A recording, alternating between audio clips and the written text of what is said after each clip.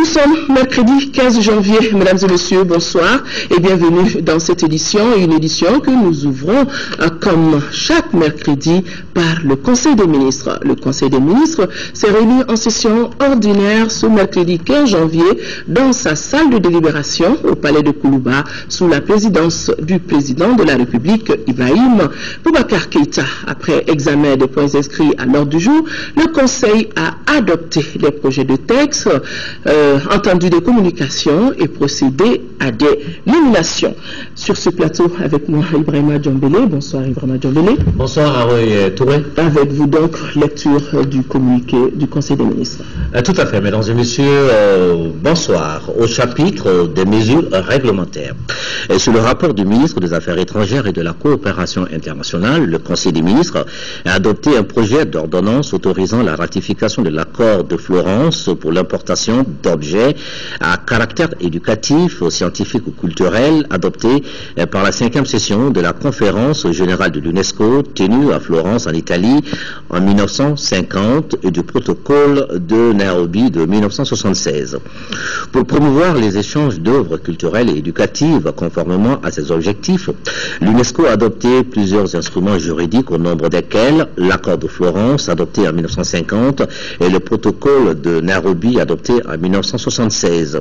L'accord de Florence et le protocole de Nairobi visent à faciliter l'importation d'objets à caractère éducatif, scientifique ou culturel en réduisant les obstacles en matière de tarifs, de taxes, de devises et d'échanges que rencontre la libre circulation de ces objets et permettre ainsi aux organisations et aux individus de les obtenir à l'étranger avec moins de difficultés et à moindre coût.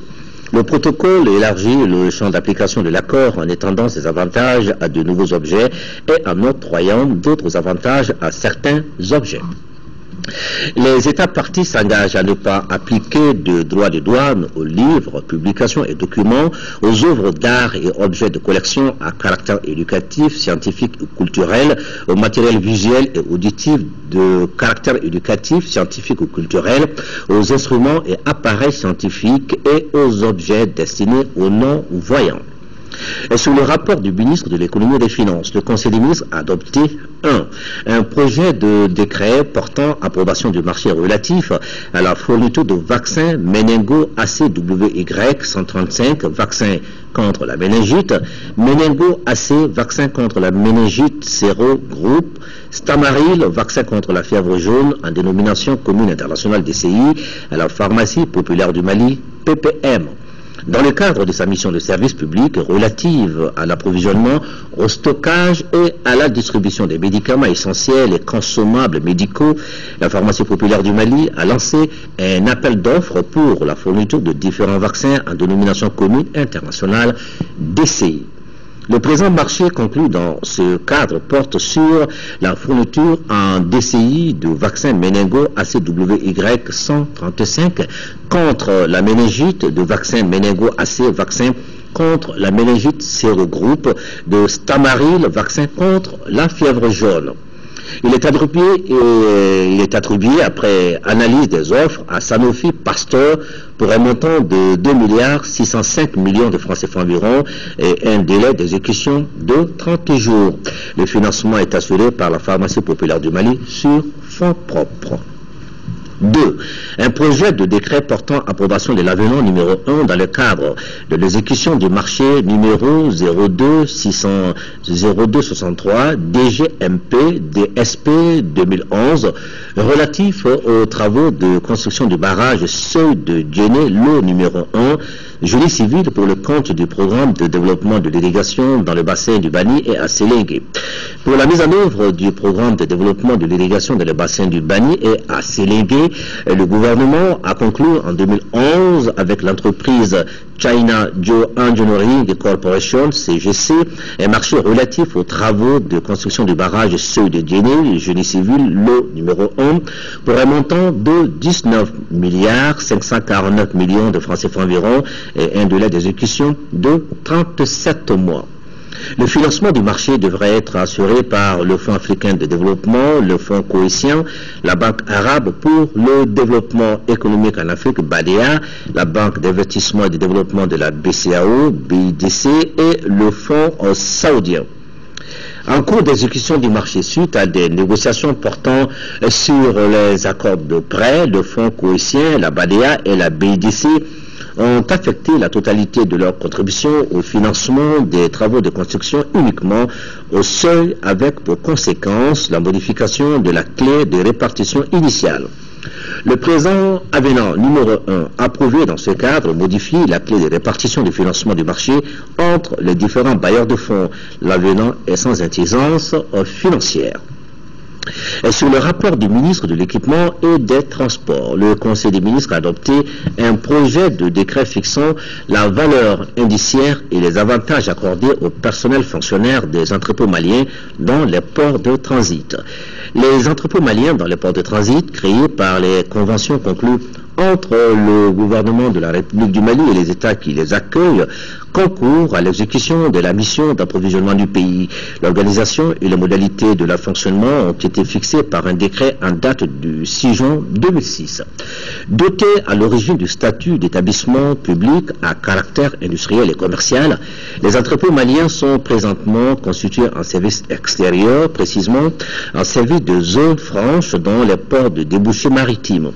Il relève sur le plan administratif de l'autorité du chef de la mission diplomatique et consulaire de leur ressort territorial et sur le plan technique de l'autorité du directeur national des transports terrestres, maritimes et fluviaux.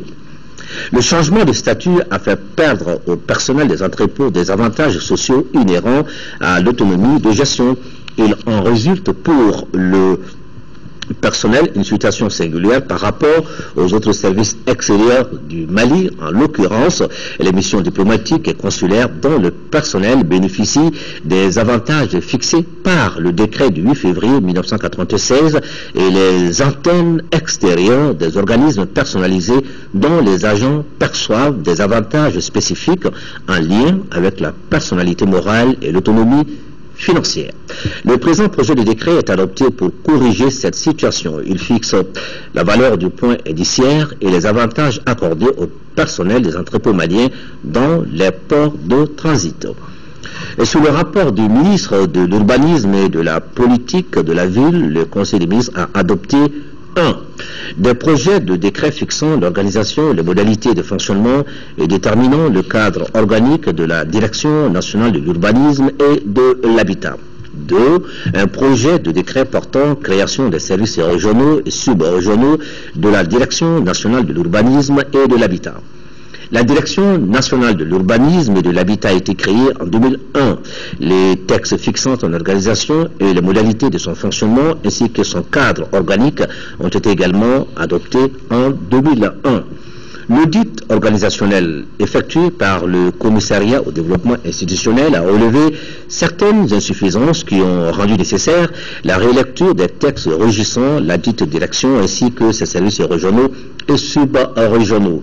Les présents projets de décret qui sont adoptés dans ce cadre ont pour objet de créer un bureau d'accueil et d'orientation, de supprimer les attributions relatives à la recherche de financement qui relèvent d'autres structures et d'améliorer la qualité et la quantité des ressources humaines.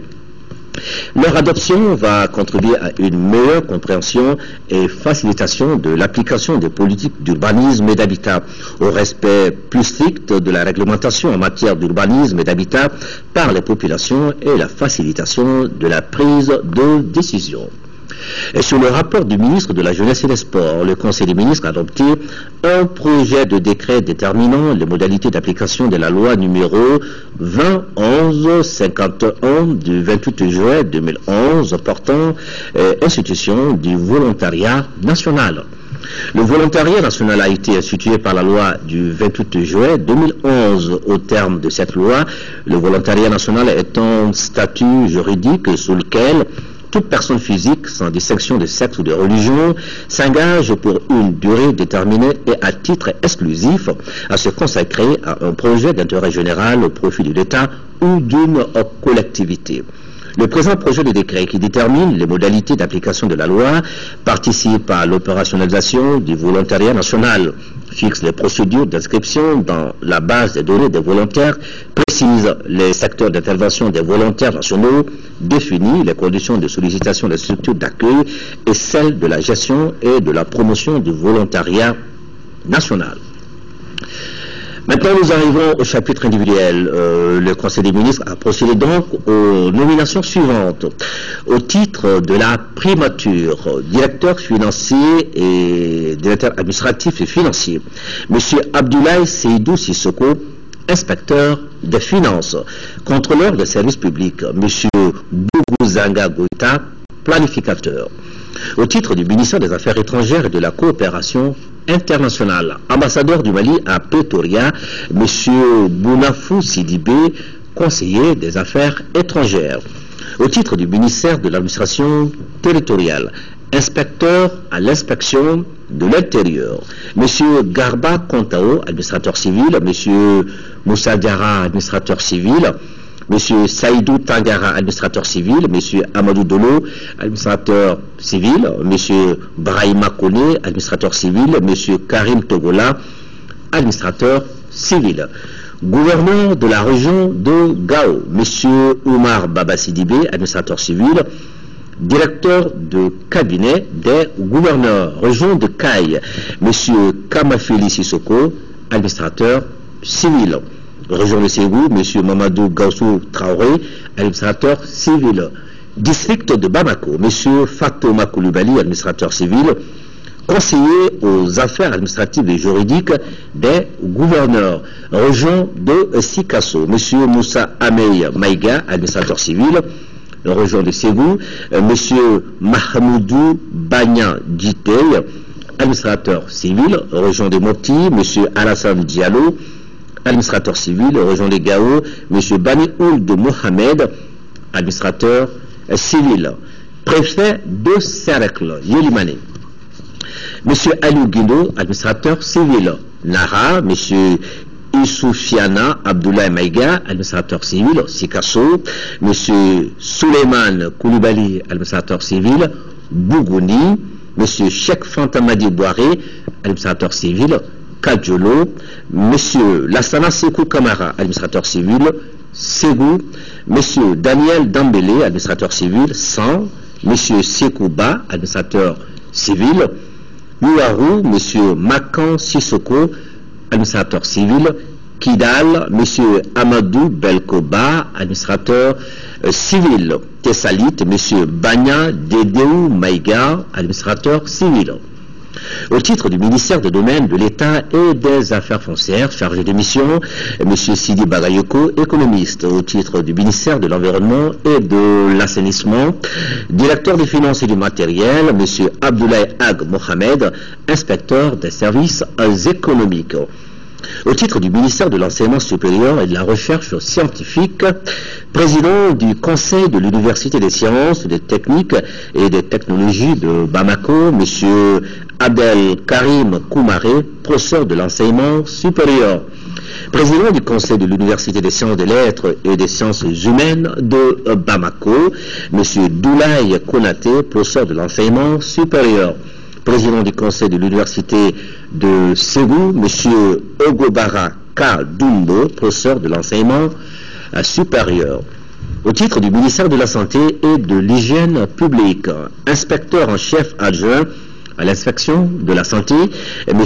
Nama Magassa, médecin, inspecteur à l'inspection de la santé, Mme Samake Rakiba, médecin, Mme Togo, Marie-Madeleine Togo, médecin, M. Sina Koulibaly, inspecteur des services économiques. Au chapitre des communications, au titre du ministère du Logement, le conseiller examine relative au point de discussion des accords de financement entre le gouvernement de la République du Mali et la Banque islamique de développement BID pour la réalisation d'un programme de 1000 logements à Tabakoro, pour faciliter l'accès d'un plus grand nombre de Maliens à un logement décent et à moindre coût. Le gouvernement a entrepris depuis une décennie la réalisation des programmes de logements sociaux à travers tout le pays. À cet effet, le gouvernement de la République du Mali et la Banque islamique de développement BID ont signé des accords pour le financement de 2 projets de logements sociaux pour un montant global de 16 milliards 222 millions de francs CFA. Les 10 accords en vigueur depuis le 27 février 2013 portent sur les composantes suivantes: la construction de 500 logements de type F3, le contrôle et la supervision des travaux de construction de 500 logements, service du consultant pour l'audit du projet et l'appui à l'unité de gestion du projet. L'État du Mali fournit les terrains, assure les indemnisations et finance à travers le budget de l'Office malien de l'habitat la construction de 500 logements de type F4 et F5, la viabilisation du site des 1000 logements et les études et le contrôle des travaux de viabilisation. La présente communication fait le point d'exécution des composantes devant être financées par la Banque islamique de développement et de celles devant être financées par l'Office malien de l'habitat.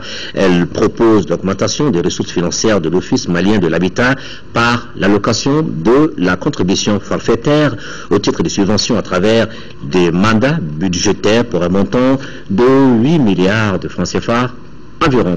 Voilà à Ouitouré ce qu'il fallait retenir du Conseil des ministres de ce mercredi. Merci vraiment Djumbolo. Vous allez rester pour suivre la feuille d'audience du président de la République. Une seule personnalité reçue, le président de l'Agence de coopération internationale de la Corée du Sud. Son pays aidera notre pays pour l'augmentation de la production agricole. Mohamed Diarra.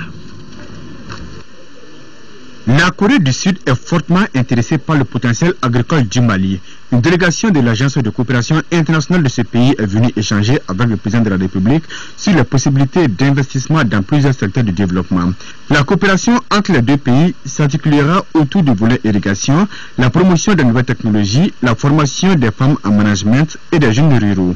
Le but est d'accroître la production agricole du Mali. I think Korea can help in 3 ways. Il y a 3 secteurs qui sont importants, par exemple dans l'agriculture. C'est l'approche dans le système d'irrigation. Il y a aussi l'aide pour une augmentation dans la production de riz et l'implantation des infrastructures pour l'agriculture. Ce qui va permettre, sur tous ces 3 secteurs combinés, va permettre aux villageois et dans le secteur rural de pouvoir augmenter leurs revenus, de pouvoir unir les gens vers un seul but, un seul objectif, qui est le développement de l'agriculture en soi.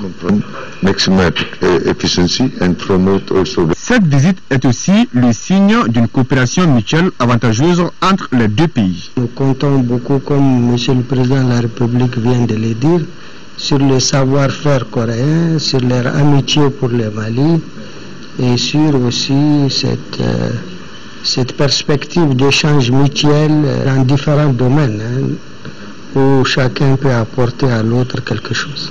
La délégation coréenne prévoit pendant son séjour des échanges plus approfondis, aussi bien avec les départements concernés que les acteurs intervenant dans les différents secteurs. Rendre Bamako ville et capitale propre, les responsables du ministère de l'Environnement ont rencontré aujourd'hui la coordination des chefs de quartier de Bamako et les leaders religieux. Cette initiative se situe dans le cadre du plan de sensibilisation des populations sur la problématique de l'assainissement, singulièrement dans le district de Bamako. Le département entend gagner l'adhésion de tous au combat et c'est le début d'une série de rencontres avec la société civile, nous dit Youssouf Diakité. Une seule question à l'ordre du jour à toutes les étapes de la rencontre, l'assainissement de la ville de Bamako. Le ministère de l'Environnement et de l'Assainissement a voulu ces différentes rencontres en vue de gagner l'adhésion des populations à la base, à la guerre contre les ordures dont les conséquences néfastes sont bien connues sur la santé.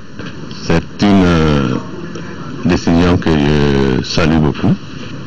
Je me dois de lui donner l'assurance de notre adhésion, de notre apport et de notre appui pour le succès de cette initiative. Les populations, les collectivités, les gouvernements doivent se donner la main en vue de gagner le pari de Bamako ville propre, mais le matériel fait défaut. Bamako a besoin surtout d'équiper la direction des services civils et d'assainissement et achever les travaux de construction de la décharge finale. Les 6 communes de Bamako ont participé, c'est pour cette raison ils ont ensemble choisi des dépôts des dépôts de transit. Le ministre de l'Environnement et de l'Assainissement, représenté ici par le directeur national de l'assainissement, est désormais positionné en vue de bouter toutes les ordures hors de Bamako. L'assainissement est un domaine dans lequel on ne peut pas rester entre nos 4 murs et dire tout simplement que nous allons élaborer des lois, que nous allons élaborer des politiques et des stratégies pour que ça soit appliqué. Nous, notre rôle, c'est de veiller à l'application de ces lois et de ces stratégies. Mais pour que ça soit réellement appliqué, c'est pas tout simplement le citoyen lambda, mais il faut approcher les leaders, les chefs religieux, les chefs de quartier, pour que eux ils puissent nous accompagner dans la surveillance et dans l'application de ces lois et de ces stratégies. L'assainissement est à un carrefour aujourd'hui où sans l'application de ces autorités, ça va être très difficile pour que le gouvernement puisse atteindre les objectifs qu'il s'est fixés. La visite se poursuit demain dans les communes 3 et 4 du district de Bamako. Lancement cet après-midi ici à Bamako du projet intitulé « La société civile pour une stratégie de la sécurité humaine dans notre pays ». Et ce projet vise le renforcement des capacités de la société civile malienne pour contribuer aux efforts de consolidation de la sécurité humaine. Compte rendu Rachel Tessougué. La société civile pour une stratégie de la sécurité humaine au Mali est un projet qui vise à faciliter le développement d'approches globales de la sécurité humaine afin de faire face aux questions complexes de la paix et de la sécurité dans le pays.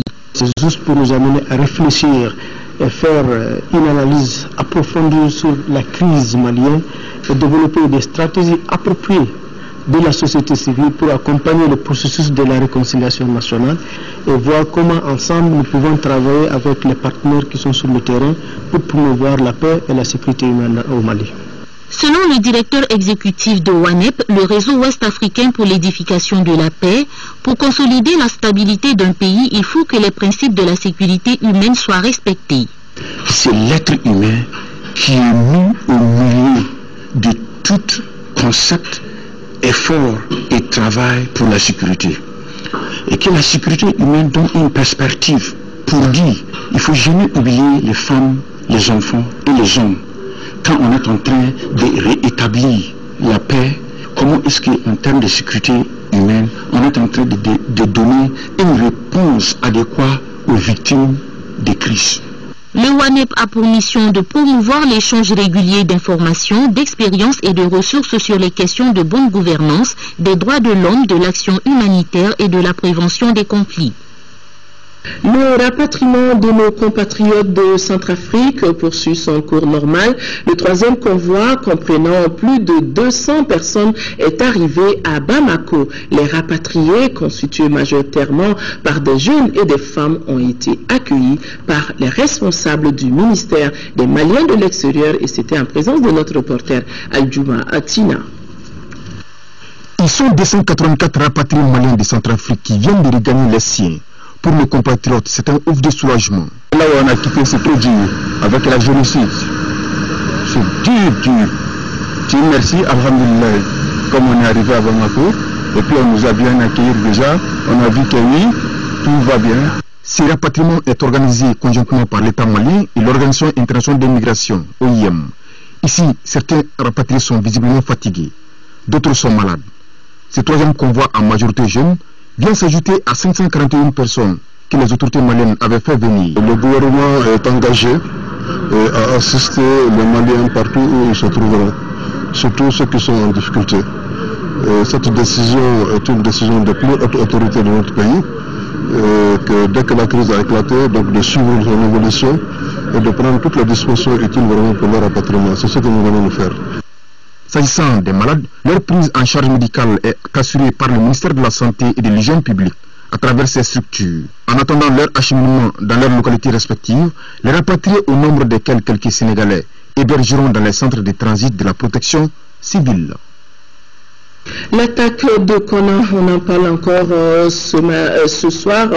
Bien avant donc l'attaque de Kona, des officiers supérieurs fraîchement revenus de formation de façon volontaire ont intégré le dispositif de l'état-major général des armées venant des écoles de guerre de Paris, des États-Unis, d'Afrique et d'Asie. Ils ont créé un collectif qui a élaboré un autre plan opérationnel pour dynamiser la plateforme de Sévaré. Mariam Sagara.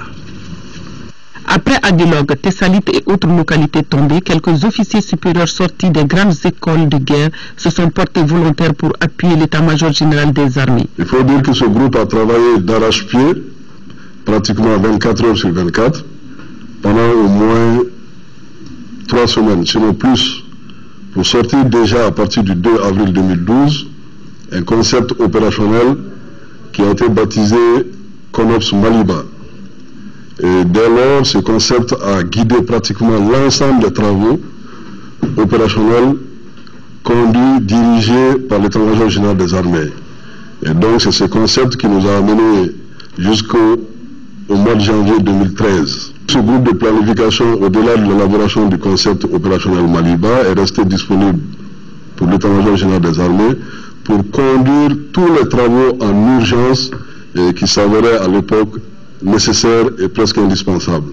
Il fallait un nouveau concept face à cette déferlante satanique du djihadisme. Les difficultés autour de Tessalit indiquaient clairement à tous ceux qui sont même pas militaires que l'armée malienne avait visiblement des difficultés. Et l'opération en cours déjà commençait à avoir des difficultés pour atteindre son effet final recherché. Et en la matière, il s'impose au niveau de l'EMGA, qui est responsable de la conception, de la planification et de la conduite à un autre niveau des opérations, de concevoir un autre concept opérationnel. L'orientation de la crise a demandé d'autres stratégies pour résoudre l'équation à plusieurs inconnus. Tout en mettant en œuvre le concept Maliba, le groupe de planification opérationnelle a permis également de travailler étroitement avec les partenaires du Mali, tout en particulier avec la CEDEAO, un peu plus tard avec l'Union européenne et un peu plus tard que ça avec l'équipe précurseur du système des Nations Unies. Donc dans ce cadre-là, au niveau extérieur, il avait été envisagé avec la CEDEAO, au-delà du concept de la MISMA, la Mission internationale de soutien au Mali, un plan B où l'état-major général des armées avait clairement indiqué au niveau du comité des chefs d'état-major de la CEDEAO que l'attaque des groupes armés djihadistes pourrait s'avérer imminente sur la ligne de défense. Ce collectif d'officiers a établi un autre plan d'opération pour la reconquête, hélas infructueux par manque de contrôle aérien. L'état, je pense, dans lequel était notre armée de l'air à cette date-là, ne pouvait pas du tout faire penser qu'on pouvait faire face à une attaque comme ça sur un territoire aussi vaste sans pouvoir avoir une très bonne couverture aérienne. Je pense que cela a échappé un peu, peut-être à certaines personnes qui étaient chargées de cette mission de défense, je pense. J'espère aussi que maintenant que la leçon est là, qu'elle est faite, que les choses se passeraient peut-être mieux. l'OPS qui a joué un rôle capital dans cette crise s'est vu coincé sur le terrain pour l'exécution de ses missions. Nous avons dû accélérer un certain nombre de choses. Un, il fallait aider le Comthéâtre qui manquait de beaucoup d'officiers d'état-major. Il fallait l'assister dans la conduite même des opérations, ce qui n'est pas forcément et nécessairement la tâche du l'état-major général des armées. Et deux, il fallait mobiliser beaucoup plus rapidement tout ce qui pouvait l'être, les ressources, créer des unités spontanément à partir des personnels militaires disponibles sur Bamako, et également envisager la remontée rapide d'équipements spécifiques dont nous avons hâté un peu la réparation, et je parle des hélicos de l'armée de l'air. La mise en œuvre des actions et tâches de l'OPS était en partie liée à la surveillance aérienne. Ce manque crucial a déséquilibré le dispositif motorisé. Pour une armée qui se bat dans le grand désert, selon un expert, la troisième dimension est indispensable. Évidemment, c'est toujours compliqué d'aller se battre contre un ennemi dans un grand désert avec 3 ou 4 hélicoptères qui eux-mêmes étaient effectivement un peu bancals. Hein. C'était pas des avions qui sont faits pour ce genre de mission. il y a d'autres types. Bref, on va dire globalement, c'est vraiment le matériel. Je ne pense pas que les hommes aient manqué, parce que j'ai eu le grand honneur, le grand plaisir il y a quelques jours de rencontrer des jeunes officiers de l'armée de l'air qui en voulaient, ils sont vraiment volontaires, ils sont malades même de ce qui est arrivé, mais bon, ils sont là, ils peuvent pas, ils n'ont pas les moyens d'affronter ce phénomène dans lequel nous avons été plongés. Ce maillon manquant, la préparation aérienne, a été comblée par Serval. Ainsi, la dimension aérienne française a donné une visibilité à l'armée malienne afin de continuer le combat. Mode politique de journée parlementaire pour le parti Rassemblement pour le Mali, RPM. Les députés nouvellement élus issus de leur rang vont donc pendant 2 jours comprendre et se familiariser avec le rôle du député et les missions qui les attendent. Compte rendu, Moïse Traoré. Au Rassemblement pour le Mali, RPM, on fait des suggestions techniques sur la répartition des postes à l'Assemblée nationale. Pendant les 2 journées parlementaires, il est également question des rapports entre majorité et opposition. Aussi, le président de la coalition Le Mali d'abord, Mamadou Kassa Traoré, relève qu'il s'agit d'établir une base solide pour les députés et de les imprégner des conditions de travail à l'hémicycle. Une Assemblée nationale où il faudra agir pour la paix et soutenir le projet présidentiel. Il s'est passé des choses graves, voire très graves, qui se sont succédés dans notre pays en son passé le plus récent. Le fameux consensus dégradant a été le facteur et l'agent d'une déstructuration grave et profonde de la communauté de vie. Comme vous voyez, dans la parlementaire, le tableau n'est pas reluisant, il ne l'était pas. Et l'héritage parlementaire qui a mis le vôtre n'est pas honorable. Vous êtes les heureux élus, vous êtes élus et vous devez faire face aux obligations de la majorité parlementaire. Quels des engagements au nombre desquels on pourra retenir, de mon point de vue, il y a quelques-uns. Le premier des engagements est celui de soutenir honnêtement le projet présidentiel au profit des Maliens et dans leur seul intérêt, pour avoir voté à 77 et quelques % le 11 août dernier. Les propos suivants sont similaires. Soyez assurés du soutien total et sans réserve des partis de la majorité. Tissez entre vous, au sein de l'intergroupe, des rapports de loyauté, d'amitié et de soutien.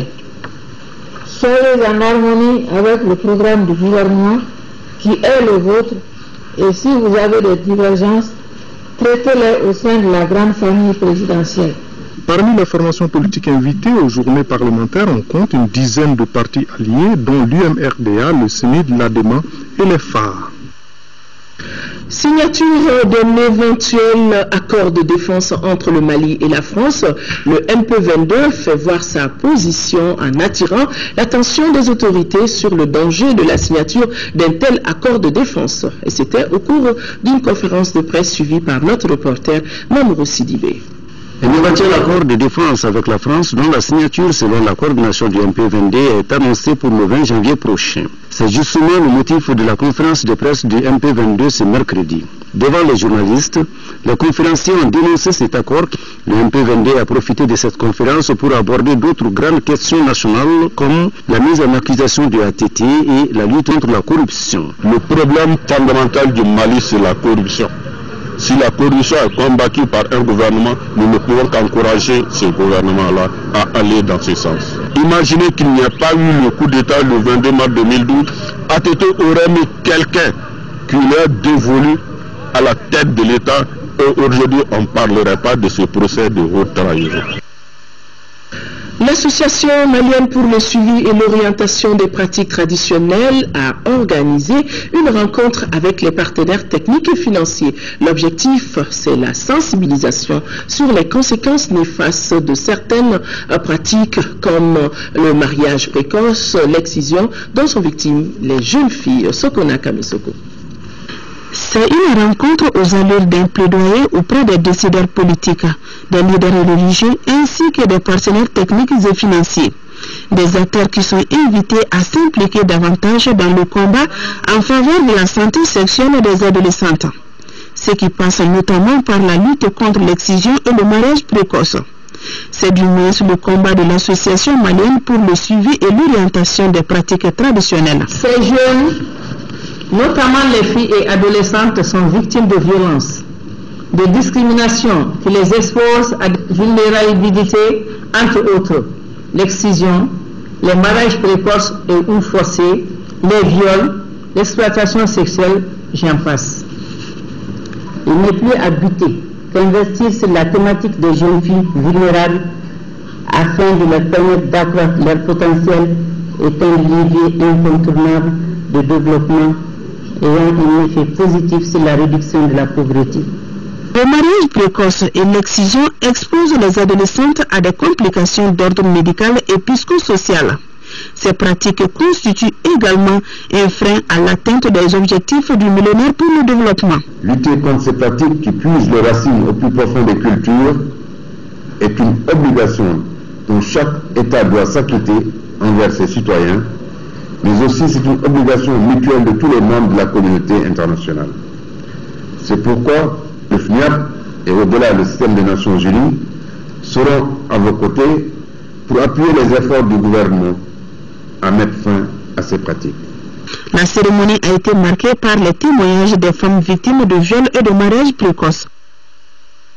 Islam, identité et patrimoine culturel, c'est le thème d'une conférence initiée par le ministère de la Culture en collaboration avec l'UNESCO, et cela s'est passé à Tombouctou. À l'issue des travaux, les participants ont recommandé entre autres l'organisation d'un atelier de réflexion sur la possibilité d'inscrire les manuscrits au patrimoine national et mondial. Yéya Tandina.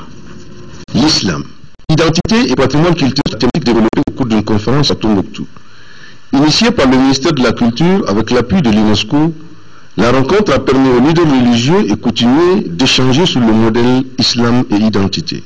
Pour pallier à certaines insuffisances, pour outiller nos leaders religieux et chefs coutumiers dans le domaine du patrimoine, on a jugé bon d'organiser cette rencontre pour qu'on puisse faire le lien entre islam et patrimoine mondial. Donc les vues que l'islam a par rapport au patrimoine et prendre des mesures ou pousser les populations, les communautés à dégager des recommandations. Occasion pour le conférencier d'insister sur l'islam et la laïcité. La laïcité fait partie intégrante de la mission du prophète, parce que le prophète a eu une mission étatique. Dans sa mission étatique, un an avant sa disparition, il a procédé au partage intégral des responsabilités. Je voulais parler de la tolérance en islam et expliquer ce que peut apporter comme la tolérance dans notre situation actuelle. Ce n'est pas forcément avec le sabre, avec les armes qu'on pourra régler le problème. Au contraire, le problème va perdurer. Il faut pouvoir savoir jouer sur les armes du pardon, de la tolérance et du repentir pour que nous puissions venir avec nos problèmes essentiels. Cette rencontre, appréciée par les autorités régionales, est la première depuis la destruction du patrimoine par les groupes armés en 2012. En 5e région, à Mopti, les fidèles de la Zaouia, Cheikh Mohamed Larabi Diarra, a célébré la naissance du prophète Mohamed, paix et salut sur lui. La soirée a été marquée par des prières et des bénédictions pour une paix définitive dans notre pays. Mahamar Ibrahim Touré. Les fidèles musulmans, venus de toutes les régions du Mali et des pays étrangers, se sont rassemblés au terrain Gangal de Mopti pour la célébration du Mawlid 2014, naissance du prophète, prière et salut sur lui. La rencontre émaillée des chants religieux, bénédictions, des prêches a été organisée par l'association musulmane Ansaruddin de Mopti. Cheikh Baye Diarra et Cheikh Shafi Diarra ont successivement évoqué la grandeur du messager d'Allah et le statut de la commémoration de sa naissance. Nous a permis aujourd'hui d'être là et de célébrer ce Mawlid que nous avons toujours célébré dans le passé. Tout le signal fort de la paix qui s'annonce, et nous demandons au bon Dieu de nous aider à ce que cette paix persiste au Mali. L'édition 2014 de Mopti est placée sous le signe de la réconciliation et la paix retrouvée entre les fils du pays, la tolérance, le pardon et le respect des biens publics. C'est uniquement pour prier, pour que Dieu nous amène de la paix, pour qu'on soit toujours dans la sécurité. On demande à toute la population vraiment de respecter l'islam et d'éloigner la méchanceté entre nous. Le Mawlud est fêté à travers le monde il y a plus de 1000 ans. Il crée l'esprit de solidarité entre les musulmans. La Fatiha est bénédiction pour un Mali paisible et réconcilié a mis fin à l'édition 2014 du Mawlud à Mopti. En première région, l'inauguration du centre de santé communautaire du village de Soutoukoulé, dans la commune de Kouloum. Coût de réalisation, 28 millions de francs CFA, financé par l'ONG Solidarité Sahel et ses partenaires allemands. Mahamadi Alioubari depuis Caille. Cette cérémonie consacre l'inauguration du centre de santé communautaire de Soutoukoulé dans la commune rurale de Kouloum, d'un coût global de 28 millions de francs CFA, entièrement financé par l'ONG Solissa Solidarité Sahel avec l'appui des partenaires allemands. Ce centre de santé communautaire comprend une salle d'accueil, une salle d'accouchement et d'hospitalisation, un bureau pour la sage-femme et un bloc de 2 latrines, sans oublier le puits à grand diamètre. Au cours de cette cérémonie inaugurale, les notabilités ainsi que le maire de la commune rurale de Kouloum ont tous salué cette œuvre humanitaire tout en présentant une autre doléance à l'ONG Solissa. Cette doléance est la construction de la clôture du CESCOM qui sera inauguré tout à l'heure. Le patron du groupe donateur allemand, Peter Dietrich, se dit fier de voir ce centre de santé réalisé malgré la crise que notre pays a traversée. Le projet du centre de santé est certainement un grand succès.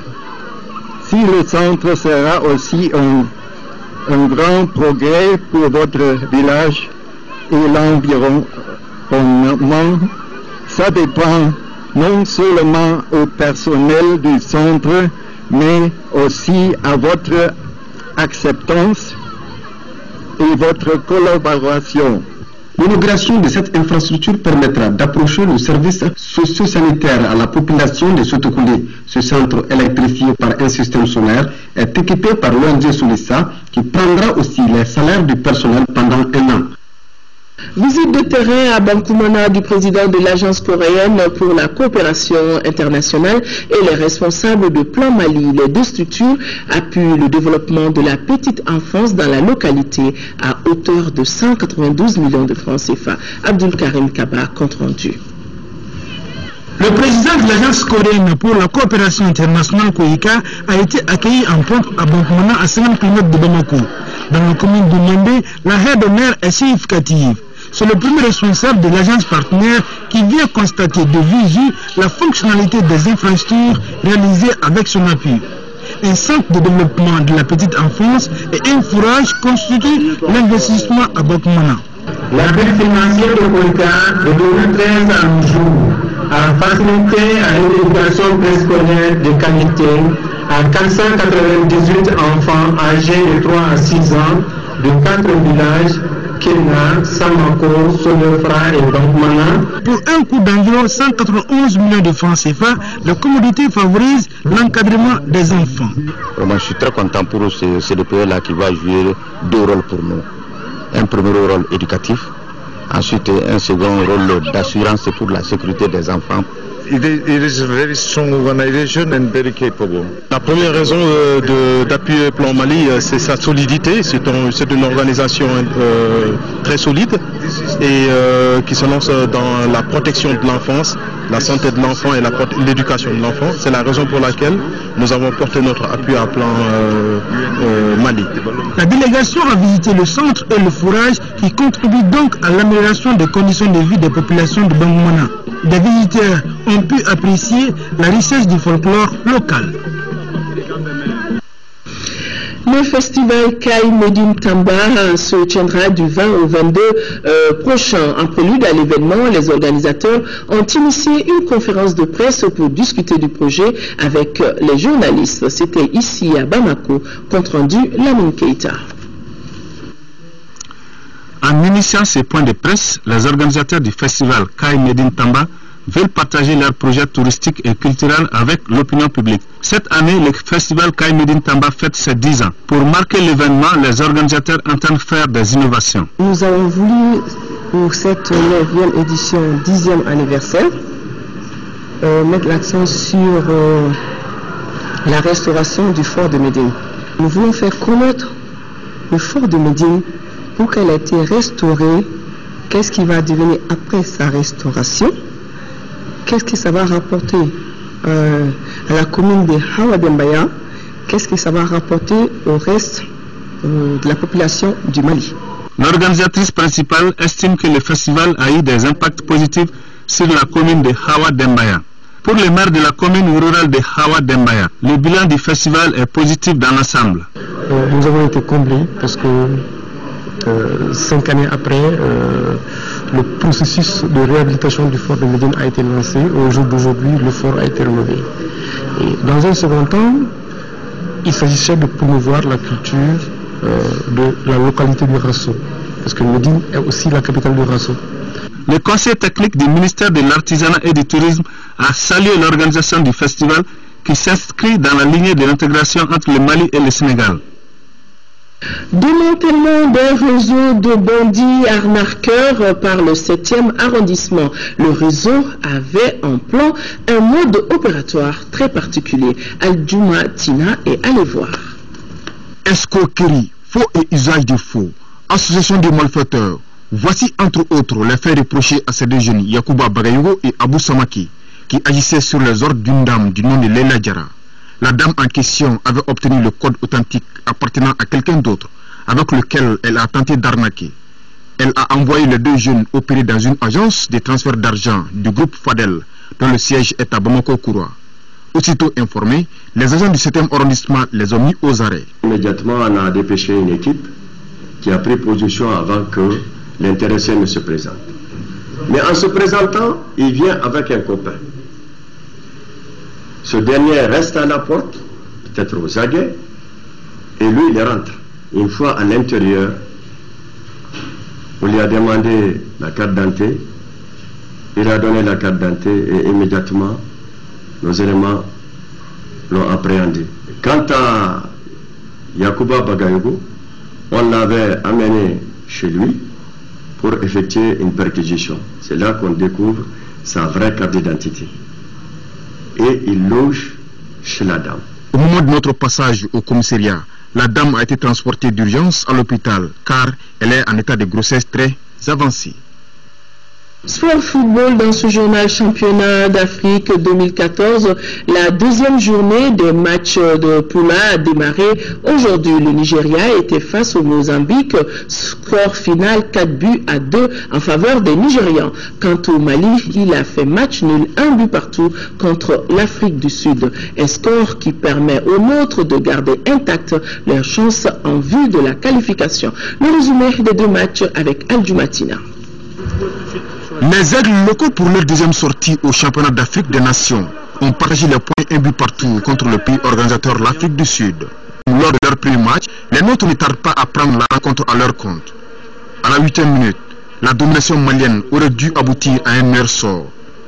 Sur cette action d'Abdoulaye Sissoko, dans la surface de réparation sud-africaine, le portier des Bafana Bafana, visiblement en état, fauche le joueur du stade malien de Bamako. L'arbitre ne bronche pas. Quelques minutes plus tard, il va donner à la surprise générale un penalty généreux à la nation arc-en-ciel, alors que la faute de Souleymane Konaté est en dehors des 18 mètres. Bernard Parker ouvre le score à la 24e minute. Les aigles vont réagir à la 41e minute. Abdoulaye Sissoko brûle la politesse à la défense sud-africaine. Il voit sa tentative ricocher sur le poteau. 1-0 à la pause. Le Mali, qui n'a jamais perdu devant un pays organisateur, se devait de réagir en seconde période. C'est ainsi qu'Ibrahima Sidibé, servi par Lassana Diarra, remet les deux équipes à égalité. Un but partout qui sera le résultat final. On est bien rentré dans le match, surtout on a eu un penalty que l'arbitre aurait dû siffler, mais il a refusé de siffler. Après il a donné un penalty à l'équipe adverse. Avec tout ça, on a eu le réflexe moral de revenir. Après on aurait même pu gagner le match, mais c'est le football, on va continuer à travailler pour préparer le reste du phase de football. D'abord, je pense que les jeunes aujourd'hui ont livré un très grand match. Et je voudrais adresser toutes mes félicitations à toute l'équipe et surtout à Ibra qui a été élu meilleur joueur du match.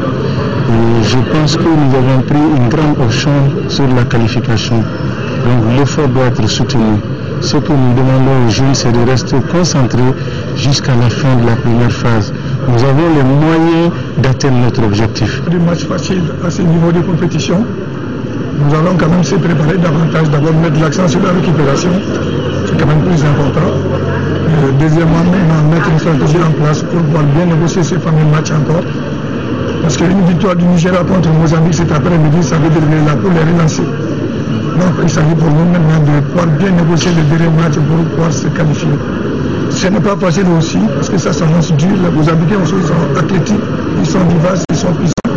Mais je pense que nous aussi, on a notre façon de faire. Et je suis sûr qu'on est ici, on reste concentré, on se donne la main et qu'on croit à nos chances. Je pense qu'on pourra tirer notre épingle du jeu. La deuxième rencontre de cette poule A a vu la victoire du Nigeria 4-2 devant le Mozambique. À l'arrivée, 6 buts, soit le match le plus prolifique jusque-là. Après 2 journées, l'Afrique du Sud vient en tête avec 4 points plus 2 au niveau du Boulaverage. Suivi du Mali, 4 points également, mais plus 1 au niveau du Boulaverage. Le Nigeria se relance avec 3 points. Quant au Mozambique, il est d'ores déjà éliminé. 2 matchs, 2 défaites. Lors de la 3e journée prévue ce dimanche, les Aigles peuvent se contenter d'un nul contre le Mozambique pour se qualifier en quart de finale. Ibrahima Sidibé, quel but! Hier, je vous le disais, impossible n'est pas malien. Une nouvelle publication dans vos kiosques. Voilà, si le caméraman est à mesure de... Voilà, l'Afrique plumée, chronique d'un continent en détresse. C'est le titre du livre que vient de publier Birama Konaré Iba, pour ceux qui le connaissent, dans les éditions Djamana. L'auteur, l'un des plus jeunes écrivains nés en 82, nous décrit des scènes à travers l'Afrique, des élections, des inondations, des scènes de joie, des rencontres de dirigeants africains. Sans concession d'une Afrique qui perd ses plumes quand elle a tout pour réussir, écrit l'auteur. Je rappelle que Birama Konaré Iba, pour ceux qui le connaissent, est aussi l'auteur de Koulouba, la colline sur la tête et les marguerites ne poussent pas dans le désert. Se communiquer sur la base des prix fournisseurs du mois de janvier 2014, les prix indicatifs plafond à la pompe des produits pétroliers sont fixés comme suit et applicables à compter de demain jeudi 16 janvier. Super carburant sans plomb 755 francs, pétrole lampon 565, gasoil 677, le DDE 677 aussi, fuel oil 180, 482 et le jet A1 est libre. Il faut noter que le prix subventionné du kilogramme de gaz butane est de 584 francs CFA. Par conséquent, le prix de vente de la bouteille de 2,75 kg est de 1065 et celui de la bouteille de 6 kg est de 3500 francs. Quant au prix non subventionné du kilogramme de gaz butane, il est de 992 francs CFA. En vue d'atteindre les objectifs fixés par le président de la République, El Hadj Ibrahim Boubacar Keïta, à savoir la création de 200 000 emplois au cours de son quinquennat, le ministère de l'Emploi et de la formation professionnelle a réalisé plusieurs activités conduisant à l'atteinte des objectifs au cours du dernier trimestre 2013. Nous vous proposons après ce journal les temps forts donc de ces activités. Voilà, mesdames et messieurs, c'est donc tout pour ce journal. Merci de l'avoir suivi. L'information reprendra ses droits à 10 heures. Présentation de Amadou Sankaré, et s'il plaît à Dieu, je me ferai le plaisir d'être là sur ce même plateau pour les éditions du soir.